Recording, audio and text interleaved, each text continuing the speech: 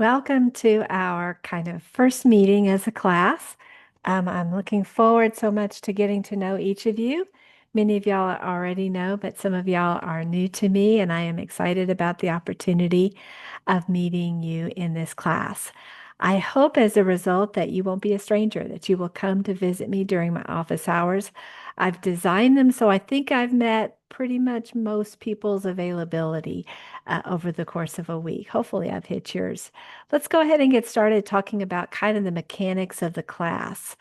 Um, so there's, of course, some key documents that whenever you start a class, whatever the topic is, I hope that you will think to look at.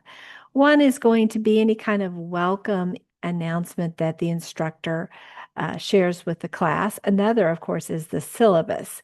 And then also on top of that, there's generally kind of a browse Canvas, see what's going on with it, how is it organized, how can I make sense of that.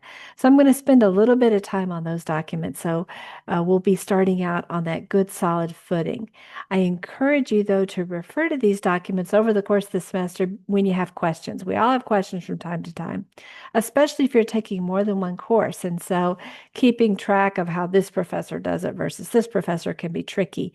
That's why these documents exist, to kind of take the mystery out of the process. So let's get started with the syllabus. I've already downloaded it. Here's what it looks like, and you can see my office hours. They're going to be exclusively via Zoom this summer. Of course, you can talk to me by the telephone if that is what you would prefer. Just send me an email so we can arrange that. And then we have course resources. And one of the things you may notice here is there's no textbook.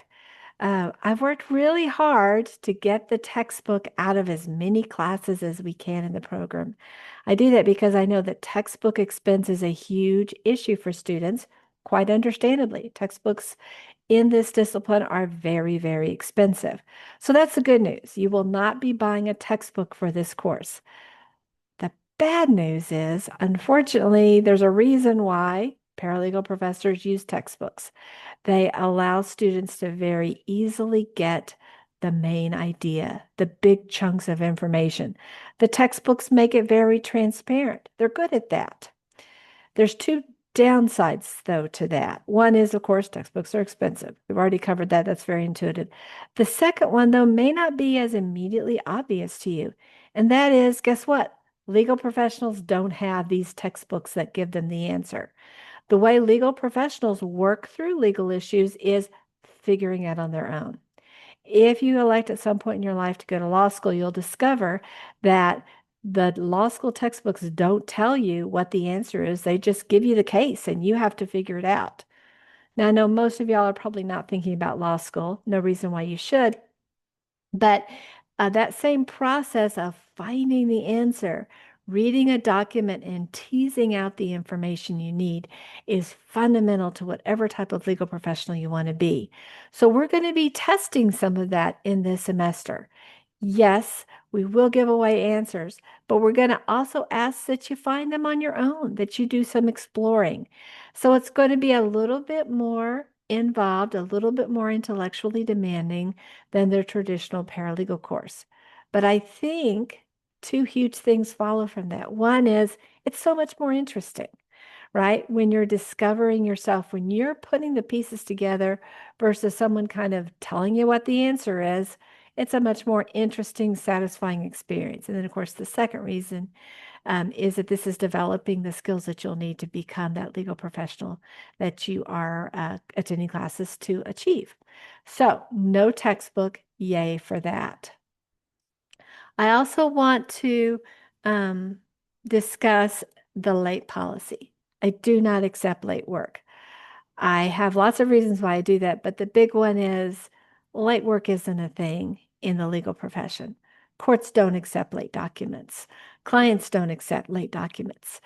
Uh, that isn't something, that isn't a habit or a mindset that is helpful. And so one of the gifts that we in the paralegal program can give to you is that understanding. If you talk to legal professionals, most of them will have had a moment in their career where they missed a deadline. And sometimes it's resulted in them losing their jobs. Sometimes it hasn't been quite that catastrophic. I don't want you to have that experience. And the way that I can help you get there is by not accepting late work. Does that mean that you can never miss an assignment? Absolutely not. Life happens to us all. There's just a consequence for that, and that will be a zero for that particular activity or whatever. Much better, of course, that you get a zero in a college course than you get a zero in a job and lose your job or have significant repercussions. So I hope that you'll look upon that as an experience, as a training for that professional um, position that you're seeking. I have created in the orientation quiz an option.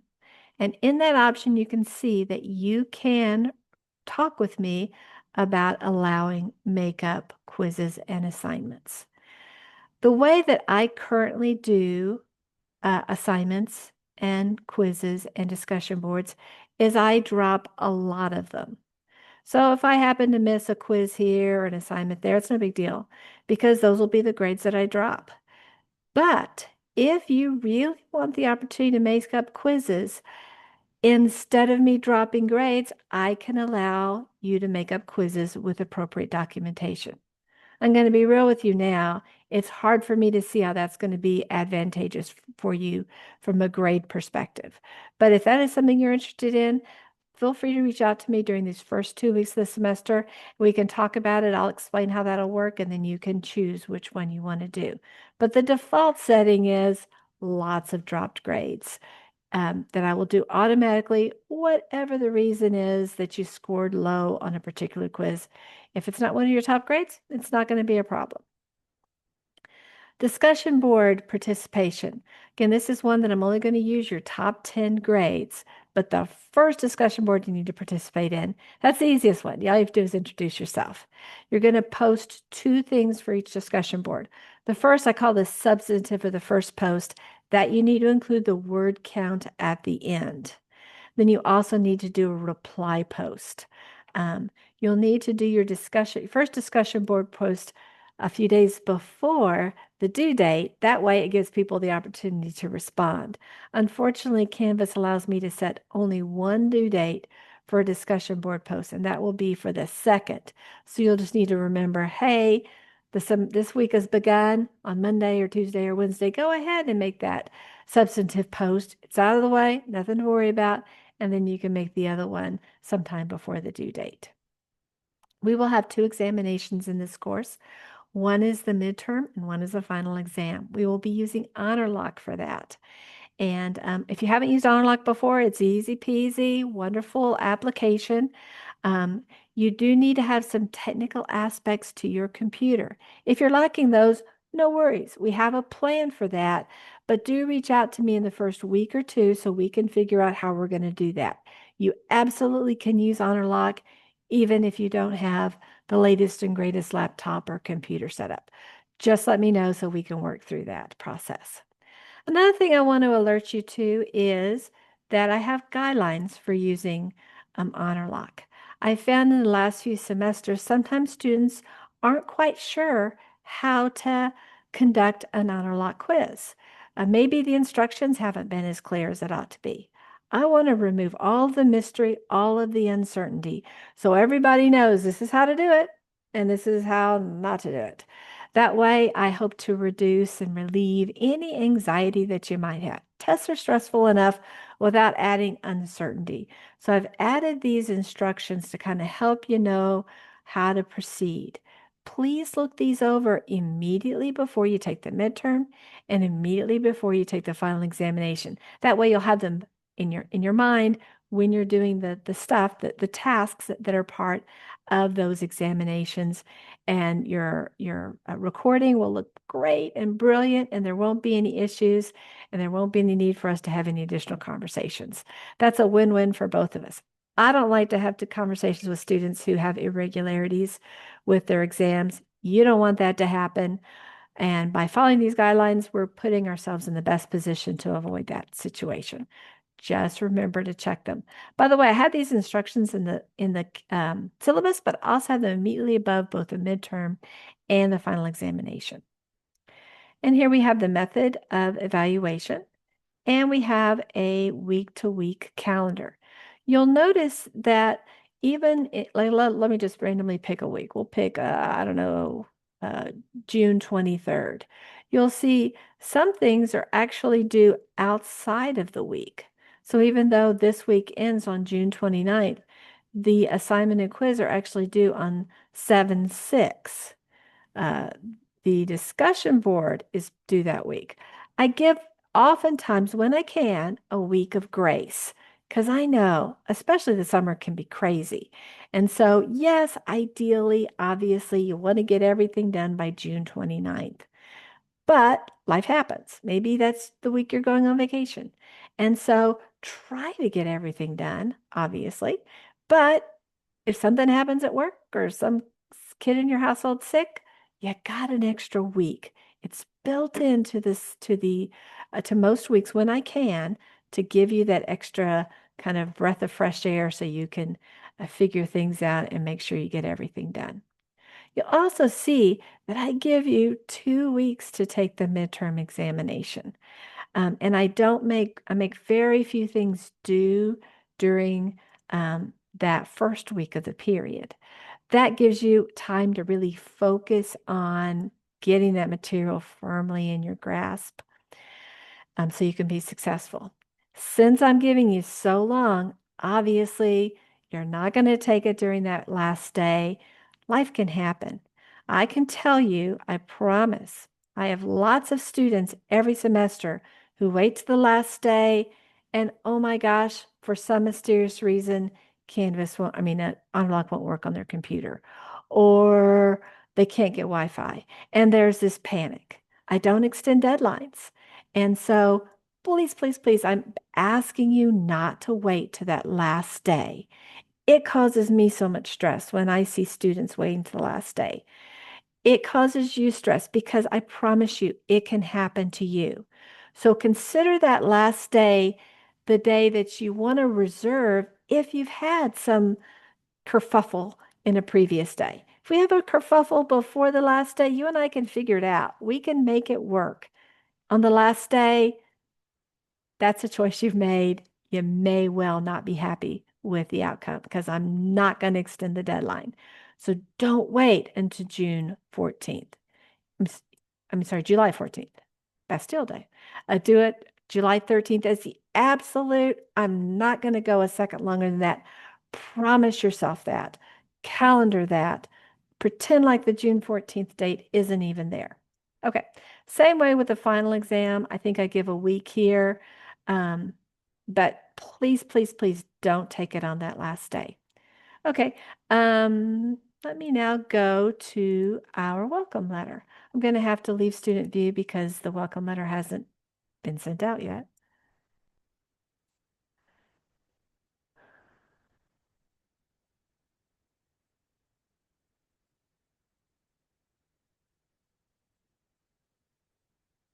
So here's our welcome letter. And I basically say many things I've already said. I don't accept late activities for the reasons we've already discussed.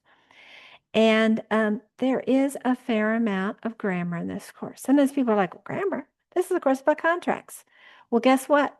Contracts have words in it. And in a contract, courts interpret everything in it. Every word, every piece of punctuation. The absence of a word has legal significance. The absence of punctuation has legal significance.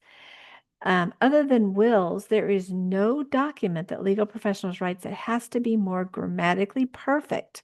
And not just grammatically perfect, but stylistically perfect than a contract. It is a document that creates legal rights. So if you accidentally word it incorrectly, you may create rights that your client doesn't want to exist, or you may not create a right that your client was expecting to exist. So grammar is hugely, hugely, hugely important to contract writing and even reviewing contracts. You have to understand what's going on.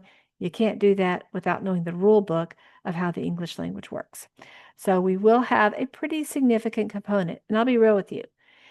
Those are the questions that are most frequently missed on the midterm and the final examination. So please don't wait until the couple days before those tests to start focusing on the grammar. look at those issues in each module, get familiar with them. If you're struggling with them, no worries, come see me. Again, I have those office hours. I want to see you. I want to provide support. Sometimes it just needs to have a conversation about it. Reading it can maybe not be as clear as going through some examples with another human being. So something to consider.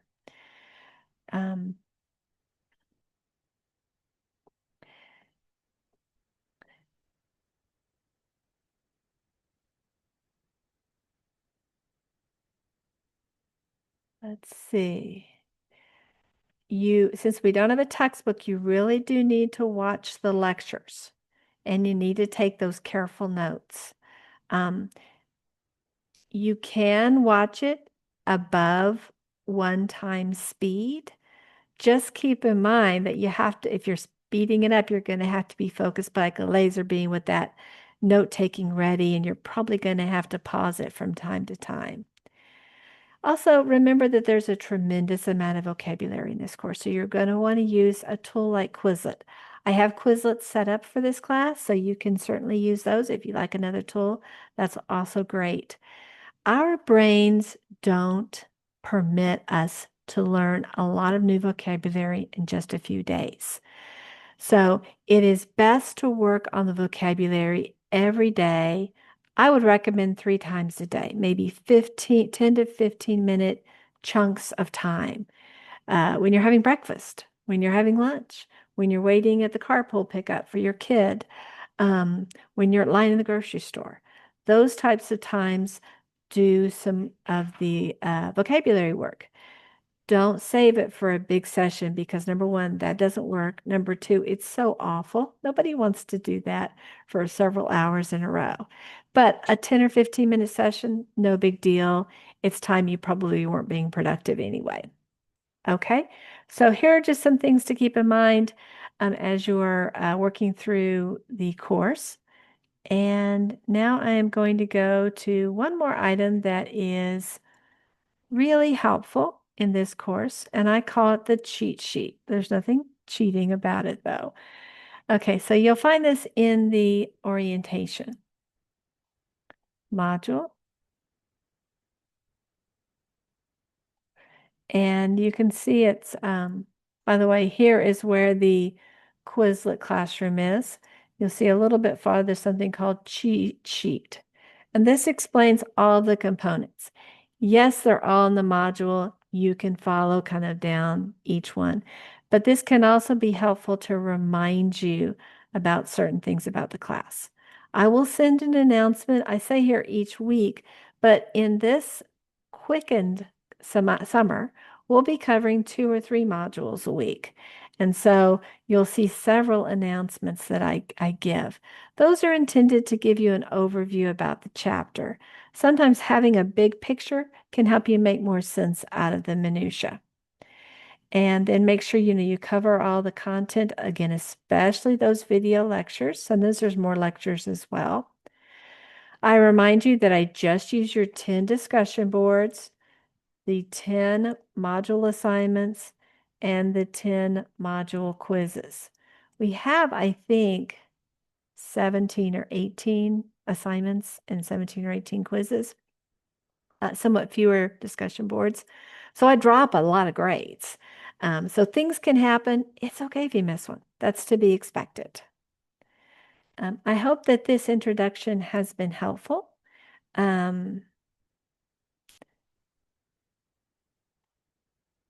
I hope to meet you as we go forward in the semester. Thank you, as always, for your attention and have a wonderful day.